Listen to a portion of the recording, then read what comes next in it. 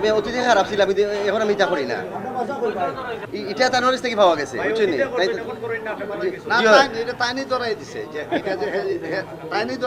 মানে কিটা লাগিল কইলো কেটা কই এখন আমি তা করি না। ওয়ারেন্ট কোন মামলার কিটা মামলার ওয়ারেন্ট আছে চুরি মামলার ওয়ারেন্ট আমার কইতা মানে টাটানি না, কইতা কইলাম এই কথা তো বলছিলাম।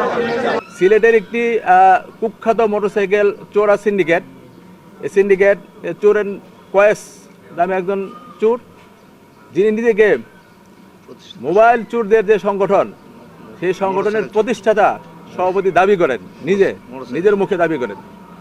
তা আমরা তাকে দীর্ঘ প্রচেষ্টায় সিসিটিভি ফুটেজ এবং অন্যান্য বিষয়াদি বিশ্লেষণ করে তাকে আমরা আমাদের বন্দর বাজার ফাঁড়ি আইসির নেতৃত্বে আমরা জৈন্তপুর কানাইঘাট এলাকায় অভিযান করে তাকে আমরা গ্রেপ্তার করেছি।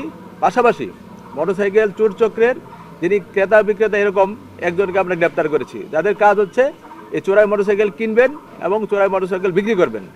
এবং এই কয়েসের বিরুদ্ধে সিডিএমএসএ পর্যালোচনা করে 22টি মামলা পাওয়া গেছে, 22টি মোটরসাইকেল চুরি এবং বিভিন্ন চুরি মামলা পাওয়া গেছে।